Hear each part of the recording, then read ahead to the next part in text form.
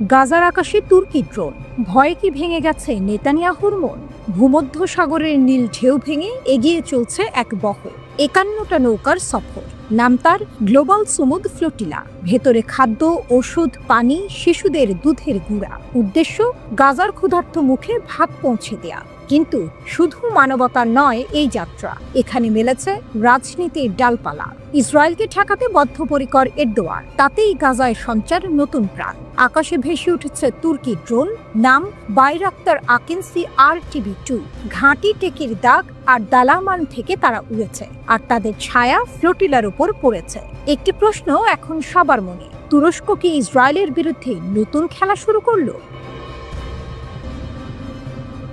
Flight radar 24 এর তথ্য বলছে আকাশে টহল দিচ্ছে রিকনেসেন্স বিমান ভাটোজ 21, ভাটোজ 26 এবং TCB-816O। ইসরায়েলের দাপট এবার থামবে কি?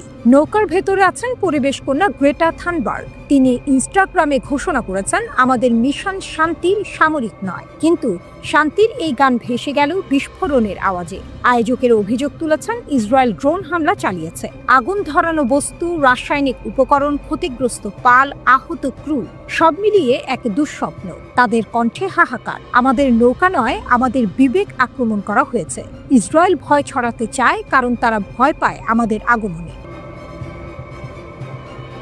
জাতিসংঘের বজ্রধ্বনি, ইউরোপে দ্বিধা। জাতিসংঘ তা শুনেছে। মুখপাত্র থামিন আল খিতান বলেছেন, অবিলম্বে নিরপেক্ষ তদন্ত চাই, দায়ীদের জবাবদিহিতা করতে হবে। ইতালি পাঠিয়েছে একটি ফ্রিগেট। প্রধানমন্ত্রী জর্জিয়া মেলোনি নিন্দা করেছেন হামলার, কিন্তু ফ্লোটিলাকে বলেছেন দায়িত্বজ্ঞানহীন। স্পেন পাঠিয়েছে নৌযান। প্রধানমন্ত্রী পেড্রো সানচেজ প্রতিশ্রুতি দিয়েছেন নিজ দেশের নাগরিকদের রক্ষা করবেন। ইউরোপীয় কমিশন উচ্চারণ করেছে কঠিন বাণী, নৌ চলাচলের স্বাধীনতা বিশ্ব আইনে সুরক্ষিত। ইসরায়েলের শর্ত, তিউনিসিয়ার গ্রেপ্তার। ইসরায়েল জবাব দিয়েছে ঠান্ডা কণ্ঠে, গাজায় নয়, সাহায্য নামান আশকেলনে বা অন্য কোনো বন্দরে। এদিকে তিউনিসিয়া আগের এক ফ্লোটিলা আক্রমণের ঘটনায় একজন বিদেশি সন্দেহভাজনকে গ্রেপ্তার করেছে। তুরস্কের ছায়াশক্তি, কিন্তু নাটকের কেন্দ্রবিন্দু একটাই, তুরস্ক। বাইরাক্তার ড্রোন কোনো সাধারণ যন্ত্র নয়। আজারবাইজানের আকাশে, লিবিয়ার মরুভূমিতে, সিরিয়ার যুদ্ধক্ষেত্রে তারা প্রমাণ করেছে আধুনিক যুদ্ধ বদলাতে পারে এক ডানার ঝাপটায়। আজ সেই শক্তি গাজার আকাশে, যেন আঙ্কারা নিঃশব্দে বলছে, আমরা আছি, নজর রাখছি, প্রয়োজনে দাঁড়াবো। ফ্লোটিলা ধীরে এগোচ্ছে, কিন্তু তার প্রতিটি ঢেউ ছড়িয়ে দিচ্ছে তীব্র বার্তা। গাজার দিকে যাত্রা মানে শুধু রুটি নয়, এটি প্রতিরোধের প্রতীক। আর সেই প্রতিরোধে নতুন মাত্রা যোগ করছে তুর্কি ড্রোনের ছায়া। ভূমধ্য সাগরের নীল আকাশে এখন প্রতিধ্বনি, ড্রোনের ডানা, যুদ্ধজাহাজের গর্জন, শান্তির কণ্ঠ আর রাজনৈতিক দাবানল। গাজার আকাশ যেন এক মঞ্চ, এখানে অভিনয় করছে সবাই, ইসরায়েল, ইউরোপ, জাতিসংঘ আর তুরস্ক, আর দর্শক সারা বিশ্ব। গল্পটি এখনো অসমাপ্ত, তবে আজ যে সত্য স্পষ্ট, তুরস্কও এই খেলায় আছে। ইসরায়েলের দোরগোড়ায় হুথিদের দুঃস্বপ্ন। ইসরায়েল যখন গাজায় বোমা বর্ষণ চালিয়ে যাচ্ছে, তখন ইয়েমেনের মরুভূমি থেকে ভেসে আসছে নতুন আতঙ্কের শব্দ। গুপ্তচর সংস্থাগুলো সতর্ক করছে, নীরবে শক্তি সঞ্চয় করছে হুথিরা। নীরব সেনাবাহিনী নামের এক ভূত বাহিনী নাকি গড়ে তোলা হচ্ছে, যারা একদিন ইসরায়েলের সীমান্তে ঝাঁপিয়ে পড়তে পারে। হাজার হাজার সেনা, যাদের সংখ্যা কয়েক লাখ। প্রতিবেদনে বলা হচ্ছে 2024 সালের শেষ নাগাদ হুথি যোদ্ধার সংখ্যা দাঁড়িয়েছে প্রায় 3.5 লাখে। এ যেন এক অদৃশ্য সেনাবাহিনী, যারা অপেক্ষা করছে সময়ে।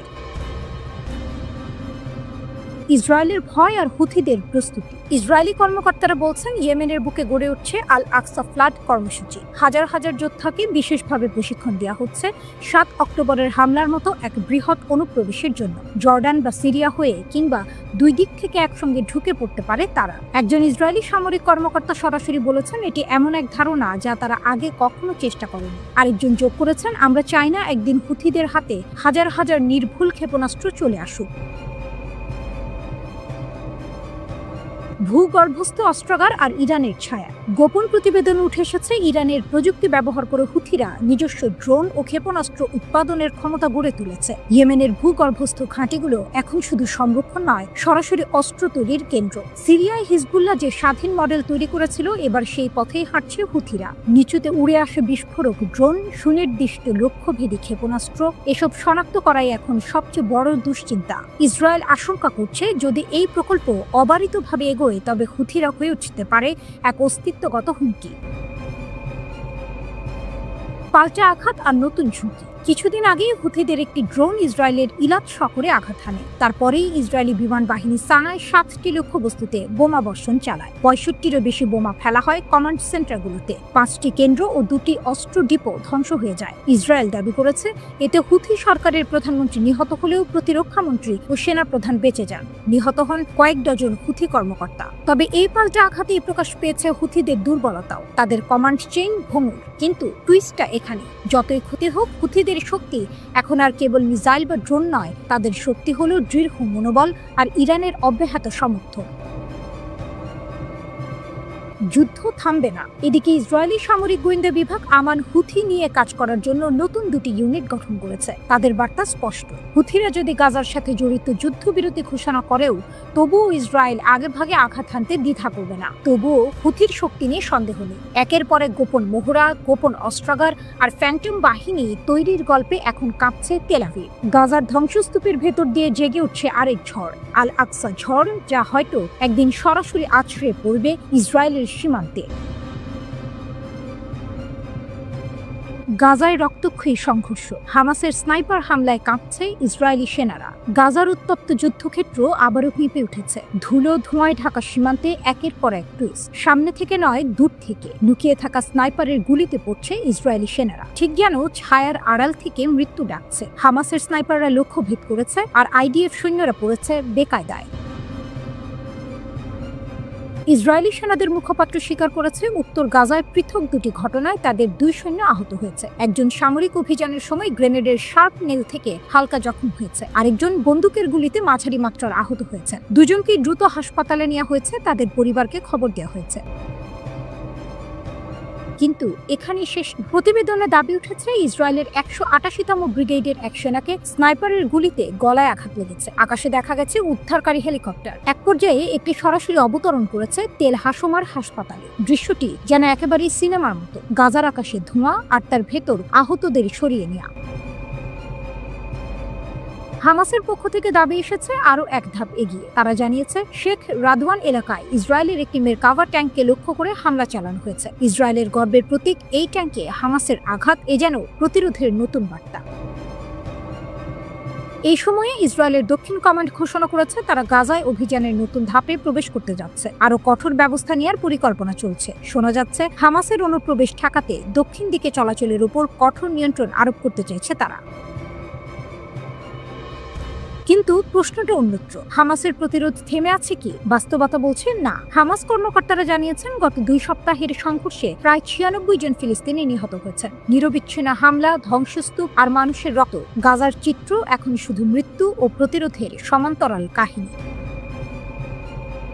এদিকে যুদ্ধক্ষেত্রের এই ভয়াবহ চিত্রের মাঝেই এক কূটনৈতিক টুইস্ট। টাইমস অফ ইসরায়েল জানিয়েছে যুক্তরাষ্ট্র একটি নতুন 21 দফা শান্তি পরিকল্পনা দিয়েছে। প্রস্তাবে বলা হয়েছে ইসরায়েলি বাহিনী অভিযান থামাবে এবং সঙ্গে সঙ্গে যুদ্ধবিরতি কার্যকর হবে। এর নেতৃত্বে আছেন মার্কিন প্রেসিডেন্ট ডোনাল্ড ট্রাম্প। ট্রাম্প নিজেই বলেছিলেন আমরা হয়তো গাজায় একটি চুক্তির খুব কাছাকাছি। তার দাবি এই চুক্তি যুদ্ধ শেষ করবে, বন্দীদের ফেরত আনবে এবং শান্তির নতুন অধ্যায় শুরু করবে। তবে গাজার রক্তাক্ত রাতের মধ্যে এই শান্তির প্রতিশ্রুতি কতটা বাস্তব তা নিয়ে প্রশ্ন রয়ে যায়।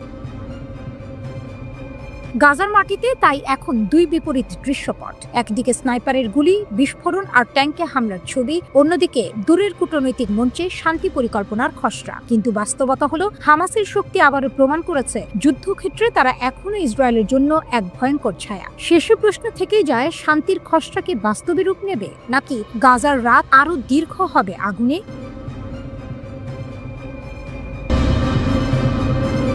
গাজামুখী নৌবহর, ইতালি থেকে যাত্রা শুরু, পথে আশঙ্কার ছায়া।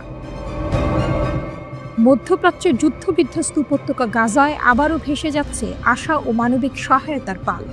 ইতালির দক্ষিণাঞ্চলের সিসিলি শহর থেকে গত শনিবার গাজামুখী নতুন একটি নৌবহরের যাত্রা শুরু হয়েছে। এই বহরে আছে 10টি নৌযান এবং 60 জন মানুষ। তাদের মধ্যে রয়েছেন 9 দেশের নির্বাচিত প্রতিনিধিরা। এই উদ্যোগের আয়োজক ফ্রিডম ফ্লোটিলা কোয়ালিশন FFC ও 1000 Migrants to Gaza TMTC। এক বিবৃতিতে তারা জানিয়েছে, এই নৌযানগুলোয় রয়েছে চিকিৎসা সরঞ্জাম, শুকনো খাবার ও পড়াশোনার সামগ্রী। আয়োজকরা স্পষ্ট জানিয়ে দিয়েছেন, ইসরায়েলের অবৈধ অবরোধ এড়িয়ে সরাসরি ফিলিস্তিনি ভূখণ্ডে পৌঁছানোই তাদের লক্ষ্য। গাজার মানবিক সংকট। 2023 সালের 7 অক্টোবর থেকে গাজায় অবিরাম হামলা চালাচ্ছে ইসরায়েলি বাহিনী। ফিলিস্তিনি কর্মকর্তাদের হিসাব বলছে, এখন পর্যন্ত 66,000-এর বেশি মানুষ নিহত হয়েছেন, আহত হয়েছেন আরও প্রায় 1,68,000। যুদ্ধ থেমে থাকেনি, বরং সাথে যুক্ত হয়েছে খাদ্য, পানি, জ্বালানি ও ওষুধের মারাত্মক সংকট। শুধু অনাহারেই গত 2 বছরে শিশুসহ প্রায় 450 মানুষের মৃত্যু হয়েছে। এমন প্রেক্ষাপটে আন্তর্জাতিক বিভিন্ন সংস্থা থেকে বারবার ত্রাণ পৌঁছানোর চেষ্টা হলেও ইসরায়েলি অবরোধ সেই উদ্যোগকে কঠিন করে তুলছে। তাই এই নতুন ফ্লোটিলা কেবল ত্রাণ নয়, বিশ্ব বিবেকের এক প্রতীকী চ্যালেঞ্জও হয়ে উঠেছে। গ্লোবাল সুমুদ ফ্লোটিলার সঙ্গে যুক্ত হওয়ার পরিকল্পনা। ইতালি থেকে যাত্রা শুরু করা বহরটির সঙ্গে পথে যুক্ত হওয়ার কথা রয়েছে আরেক আন্তর্জাতিক নৌবহরের, যার নাম গ্লোবাল সুমুদ ফ্লোটিলা। এই বহরেও রয়েছে যুক্তরাষ্ট্র, স্পেন, আয়ারল্যান্ড, ফ্রান্স, বেলজিয়াম সহ ইউরোপীয় পার্লামেন্টের প্রতিনিধিরা। রয়েছেন সুপরিচিত সুইডিশ অধিকার কর্মী গ্রেটা থুনবার্গ। কিন্তু পথ যে নিরাপদ নয় তার প্রমাণ মিলেছে। গ্লোবাল সুমুদ ফ্লোটিলার ওপর ড্রোন হামলা হয়। চলতি মাসে এ নিয়ে 3 বার এমন হামলা চালানো হলো। হতাহতের ঘটনা না ঘটলেও সন্দেহের তীর উঠেছে ইসরায়েলের দিকে, কারণ শুরু থেকেই ফ্লোটিলা অভিযানের বিরোধিতা করে আসছে তেল আবিব। তাদের অভিযোগ, হামাসের সঙ্গে এসব অধিকার কর্মীদের যোগসাজশ রয়েছে। গত জুনে গাজার পথে এগিয়ে যাওয়া FFCর একটি নৌযান ম্যাডলিন আটক করা হয় আন্তর্জাতিক জলসীমায়, যা গাজা থেকে প্রায় 150 কিলোমিটার দূরে ছিল। সেই নৌযানে ছিলেন গ্রেটা থুনবার্গ সহ 12 জন অধিকার কর্মী। পরে জুলাই মাসে আটক হয় আরও একটি নৌযান হান্দালা, যেখানে 10 দেশের 21 জন যাত্রী ছিলেন। এসব ঘটনায় ইসরায়েল আন্তর্জাতিক মহলে ব্যাপক সমালোচনার মুখে পড়ে। সামনে কি অপেক্ষা করছে? এখন প্রশ্ন, ইতালি থেকে যাত্রা করা বহরটি কি নিরাপদে গাজায় পৌঁছাতে পারবে, নাকি আবারও আন্তর্জাতিক জলসীমায় বাধার মুখে পড়বে? একদিকে যুদ্ধবিধ্বস্ত উপত্যকায় অপেক্ষমান মানুষের জন্য জরুরি ত্রাণ, অন্যদিকে আঞ্চলিক রাজনীতির কঠিন বাস্তবতা। মানবিক দায়িত্ব বনাম সামরিক নিয়ন্ত্রণের এই টানাপোড়েনে গাজার আকাশে ভেসে বেড়াচ্ছে অনিশ্চয়তা। তবে নৌবহরটি যাত্রা শুরু করেছে একটি মাত্র বার্তা নিয়ে, অবরোধ নয়, জীবন চাই।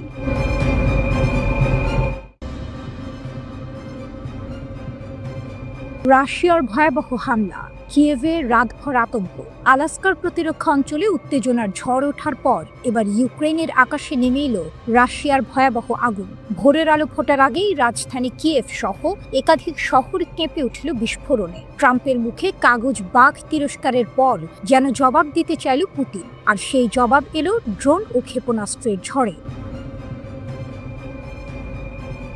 28 সেপ্টেম্বর রাতভর রাশিয়ান বাহিনী ইউক্রেনের ওপর চালায় এক সর্বাত্মক আক্রমণ। লক্ষ্য শুধু সীমান্ত নয়, বরং রাজধানী কিয়েভ, ইউক্রেনীয় নিয়ন্ত্রিত জাপোরিঝিয়া, খমেনেৎস্কি এবং সুমি। সাইরেন বেজে ওঠে রাতভর, আশ্রয় কেন্দ্রগুলোতে ছুটতে থাকে হাজারো মানুষ। ইউক্রেন জানিয়েছে, এই হামলায় শুধু সাধারণ ড্রোন বা ক্ষেপণাস্ত্র নয়, রাশিয়া ব্যবহার করেছে তার পারমাণবিক সক্ষম ভারী বোমারু বিমান Tu-95 এবং MiG-31K। যুদ্ধের 2 বছরের বেশি সময়ে এমন দৃশ্য খুব কমই দেখা গেছে। আকাশে রাশিয়ার এই প্রদর্শন যেন ইউক্রেনকে মনে করিয়ে দিল, মস্কোর হাতে এখনো আছে চূড়ান্ত শক্তির ছড়ি। রাতের আকাশে জুড়ে ছুটে বেরিয়েছে শাহেদ শ্রেণীর ড্রোন। একের পর এক বিস্ফোরণ ঘটেছে কিয়েভ ও আশপাশের অঞ্চলে। ইউক্রেনীয় মিডিয়ার খবরে বলা হয়েছে, রাশিয়ার একটি 5 তলা ভবন আংশিকভাবে ধসে পড়েছে, একাধিক জেলায় আবাসিক ভবন ক্ষতিগ্রস্ত হয়েছে। কিয়েভ অঞ্চলে আগুনে পুড়েছে বেশ কিছু বাড়ি। জাপোরিঝিয়ায় ক্ষেপণাস্ত্র আঘাত হানে একটি বহুতল ভবনে। আঞ্চলিক গভর্নর ইভান ফেডোরেভ জানিয়েছেন, অন্তত 9টি বাড়ি ও 14টি উচ্চ ভবন ক্ষতিগ্রস্ত হয়েছে। খমেলনিৎস্কি অঞ্চলেও বিস্ফোরণ শোনা গেলেও সেখান থেকে হতাহতের খবর পাওয়া যায়নি। এই হামলা নিয়ে আন্তর্জাতিক মহলেও তৈরি হয়েছে আলোড়ন। যুদ্ধ শুরুর পর থেকে কিয়েভ ও আশপাশে এটি অন্যতম বড় রুশ আক্রমণ বলে দাবি করেছে ইউক্রেনীয় গণমাধ্যম। স্পষ্ট হয়ে উঠছে রাশিয়া তার আকাশ হামলার মাত্রা প্রতিনিয়ত বাড়াচ্ছে। বসন্ত ও গ্রীষ্ম জুড়ে এই প্রবণতা চললেও সেপ্টেম্বরের শুরুতে রেকর্ড ভাঙা আক্রমণে রাশিয়া একসাথে ব্যবহার করেছিল 810টিরও বেশি ড্রোন ও 13টি ক্ষেপণাস্ত্র। সেই ধারাবাহিকতায় 28 সেপ্টেম্বরের হামলা যেন আরেকটি নতুন বার্তা বহন করল। টুইস্টটা এখানে, আলাস্কায় মার্কিন প্রতিরক্ষা অঞ্চলে রুশ বোমারু বিমান দেখা দেওয়ার কয়েকদিনের মধ্যেই ইউক্রেনের এই তাণ্ডব। যেন পুতিন বোঝাতে চাইছেন রাশিয়ার শক্তির হাত শুধু ইউরোপে নয়, পৌঁছে গেছে আমেরিকার দোরগোড়ায়ও। কিয়েভের মানুষজন আতঙ্কে কাটিয়েছে রাতটি। কেউ কেউ ধ্বংসস্তূপে খুঁজে ফিরছে তাদের প্রিয়জনকে, কেউ আবার ভবিষ্যতের অনিশ্চয়তায় ভুগছে। কিন্তু রাশিয়ার কাছে এটি ছিল শক্তির প্রদর্শন, বিশ্বের কাছে পাঠানো এক কঠিন বার্তা। পুতিন এখন খেলছেন আগুনের ভাষায়। একদিকে যুদ্ধের ক্লান্তি, অন্যদিকে নতুন করে জেগে ওঠা ভয়। তবুও প্রশ্ন থেকে যায়, এই সর্বাত্মক আক্রমণ কি ইউক্রেনকে ভেঙে দেবে, নাকি আরো কঠোর প্রতিরোধ গড়ে তুলবে? 500 শব্দের এই প্রতিবেদনের শেষ লাইনটি আসল হুক। কিয়েভে ভাঙা ভবনের ধ্বংসস্তূপের নিচে লুকিয়ে আছে শুধু মানুষের কান্না নয়, বরং রাশিয়ার ক্ষমতার এক তীব্র প্রতিধ্বনি।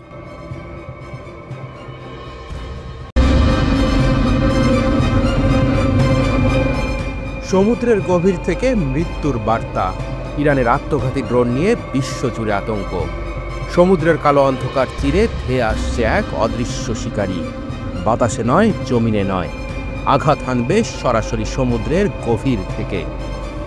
ইরানের নতুন আত্মঘাতী ড্রোন এক লহমায় বদলে দিতে পারে আধুনিক যুদ্ধের হিসেব নিকেশ। একটি নতুন যুদ্ধের যুগ শুরু। বিশ্বের প্রথম পানির নিচে উৎক্ষেপিত আত্মঘাতী ড্রোন উন্মোচন করে ইরান নতুন এক সামরিক অধ্যায়ের সূচনা করল। এই ড্রোন অদৃশ্য শিকারীর মতো টার্গেটের দিকে এগিয়ে যাবে। পর মুহূর্তেই ভয়াবহ বিস্ফোরণে ছিন্ন ভিন্ন করবে শত্রুর শক্তি। পারস্য উপসাগর থেকে বিশ্বের মহাসমুদ্রে ছড়িয়ে পড়তে পারে এর ভয়াল ছায়া।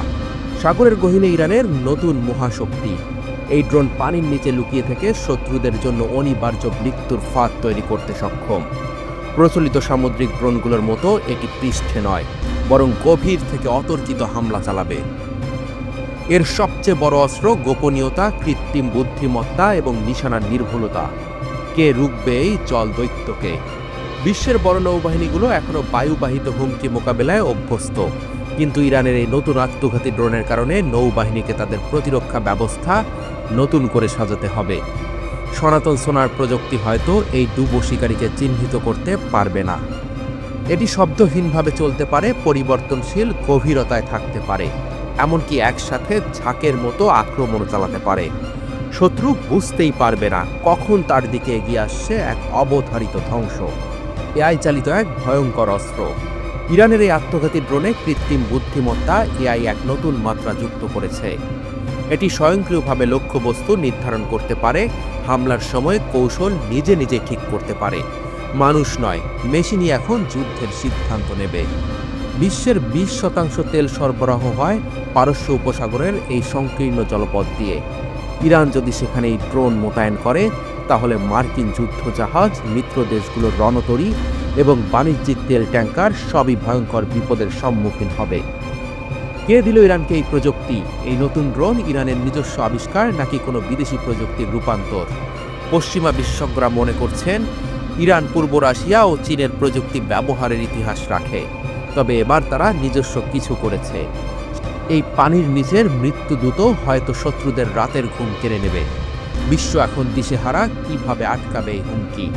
নৌবাহিনীগুলোকে এখন নতুন প্রতিরক্ষামূলক ব্যবস্থা তৈরিতে মনোযোগ দিতে হবে। উন্নত সোনার সিস্টেম, এআই চালিত নজরদারি ড্রোন এবং সমুদ্রতলে বাধা বসানোর কৌশল গ্রহণ করতে হবে। কিন্তু প্রশ্ন হচ্ছে, এত কিছু করার আগেই যদি ইরানের এই অদৃশ্য শিকারী আঘাত হানে, বিশ্বব্যাপী সামরিক প্রতিযোগিতার নতুন দিগন্ত। যুক্তরাষ্ট্র, রাশিয়া এবং চীন ইতিমধ্যেই সাবমেরিন যুদ্ধ প্রযুক্তিতে এগিয়ে আছে, কিন্তু ইরানের নতুন এই পানির নিচের আত্মঘাতী ড্রোন সমুদ্রতলের যুদ্ধের চিত্র পুরোপুরি বদলে দিতে পারে। শেষ কথা, আধুনিক যুদ্ধের গতি বদলে দিচ্ছে ইরান। একটি নতুন সামরিক বিপ্লবের দ্বার প্রান্তে দাঁড়িয়ে বিশ্ব। ইরানের কৃত্রিম বুদ্ধিমত্তা সম্পন্ন আত্মঘাতী ড্রোন শত্রুর চোখে ধুলো দিয়ে আঘাত হানতে প্রস্তুত। সমুদ্রের গভীর থেকে উঠে এসে নিমিষেই ধ্বংস করে দিতে পারে যুদ্ধ জাহাজ, তেল ট্যাঙ্কার কিংবা সামরিক ঘাঁটি। ইরানের বজ্র হুঁশিয়ারি, আসছে বড় যুদ্ধের ঝড়। গাজা উপত্যকায় দখলদার ইসরায়েলের বোমার আঘাতে কাঁপছে আকাশ। কেউ যেন থামাতে পারছে না এই আগ্রাসনকে।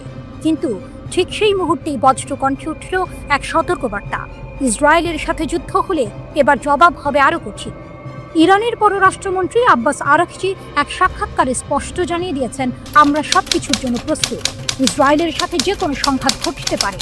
এবার যদি আবার উস্কানি দেয় তবে সেই জবাব হবে ইতিহাসে লেখা রাখার মতো। এই ঘোষণা এসেছে এমন এক সময় যখন ইসরায়েল শুধু গাজা নয়, সিরিয়া ও ইয়েমেনেও আগুন ছড়াচ্ছে। মুহুর্মুহু বোমা বর্ষণে কেঁপে উঠছে পুরো মধ্যপ্রাচ্য। আর এই বাস্তবতাতে ইরান জানিয়ে দিল, তারা শুধু প্রতিরক্ষা নয়, পাল্টা আঘাতের জন্যও প্রস্তুত। আরাকচি স্মরণ করিয়ে দিলেন সেই যুদ্ধের কথা যখন ইসরায়েল ঘোষণা করেছিল 48 ঘন্টার মধ্যে তারা ইরানকে শেষ করে দেবে। কিন্তু কি হয়েছিল? উল্টো ইরানের প্রত্যাঘাতে হিমশিম খেয়েছিল দখলদাররা। আমেরিকার সহায়তাতেও লক্ষ্য অর্জন করতে পারেনি। অবশেষে বাধ্য হয়েছিল নিঃশর্ত যুদ্ধবিরতিতে। এবারও ইতিহাস যেন একই পথে হাঁটছে। ইসরায়েল উস্কানি দিচ্ছে, হামলা চালাচ্ছে, কিন্তু সামনে অপেক্ষা করছে ইরানের বজ্রাঘাত। সৌদি আরবের জেদ্দায় OICর জরুরি সম্মেলনে অংশ নিয়েই আরাকচি এই হুঁশিয়ারি দিয়েছেন। তিনি বলেন, আমাদের হাতে আছে অভিজ্ঞতা, আছে প্রযুক্তি, আর আছে ইস্পাত কঠিন ইচ্ছা শক্তি। যে আগ্রাসন আমাদের দিকে ছোড়া হবে তা আমরা ফিরিয়ে দেব দ্বিগুণ শক্তিতে। তার এই ঘোষণা শুধু ইসরায়েলের জন্য নয়, ওয়াশিংটনের দিকেও সতর্কবার্তা। কারণ যুক্তরাষ্ট্র ইয়েমেন ও লেবাননের মাটিতে ইরান সমর্থিত গোষ্ঠীগুলোর ওপর হামলা বাড়িয়ে দিয়েছে। হুথিদের প্রেসিডেন্সিয়াল ভবন উড়িয়ে দেয়া, হিজবুল্লাহকে চাপে ফেলার চেষ্টা, সবকিছুই যেন ইরানকে লক্ষ্য করে সাজানো কৌশল। ইরান কিন্তু স্পষ্ট করেছে, তারা অন্য দেশের অভ্যন্তরীণ ব্যাপারে হস্তক্ষেপ চায় না, তবে অন্যায় হলে কখনোই চুপ করে থাকবে না। আজকের ইরান শুধু রাজনৈতিক শক্তি নয়, সামরিকভাবেও এক আধুনিক শক্তিতে রূপ নিয়েছে।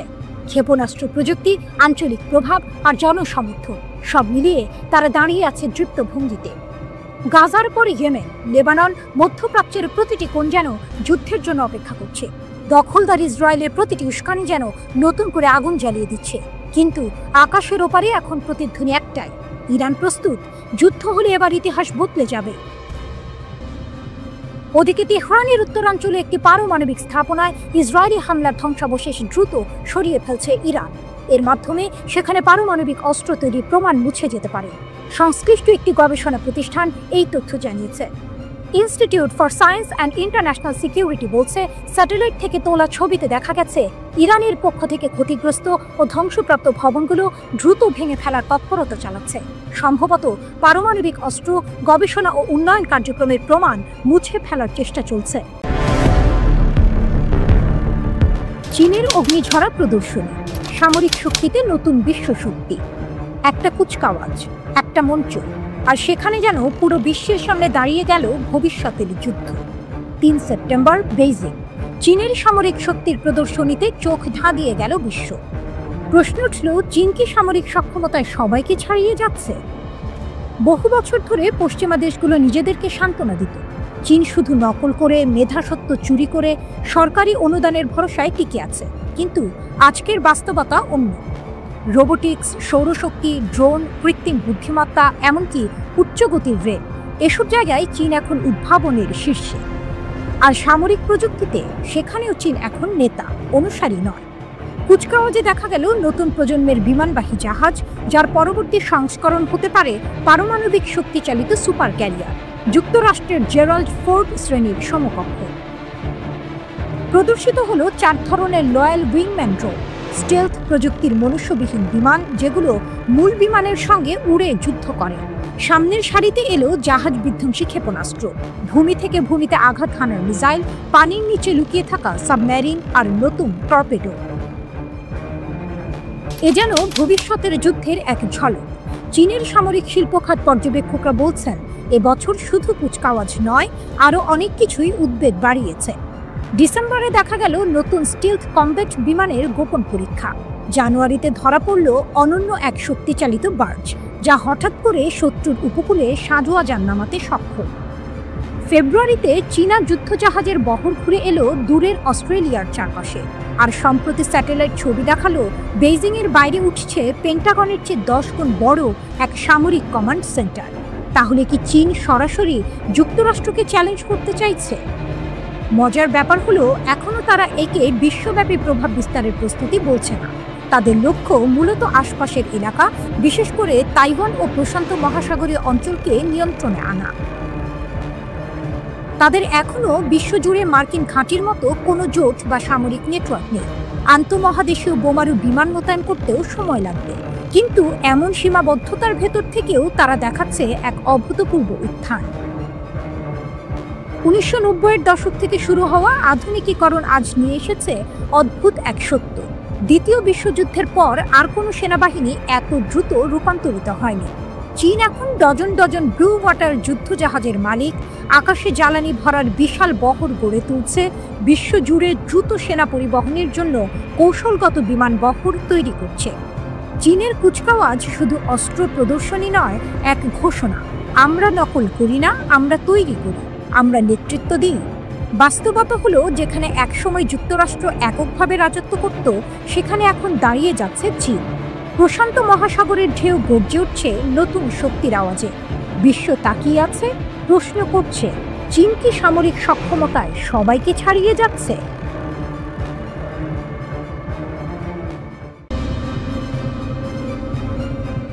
রাতের আকাশ কালো, কোথাও হালকা চাঁদ, কোথাও যুদ্ধ বিমানের গর্জন। ইরান আর ইসরায়েলের মধ্যে আবারও যুদ্ধের হুমকি পাচ্ছে।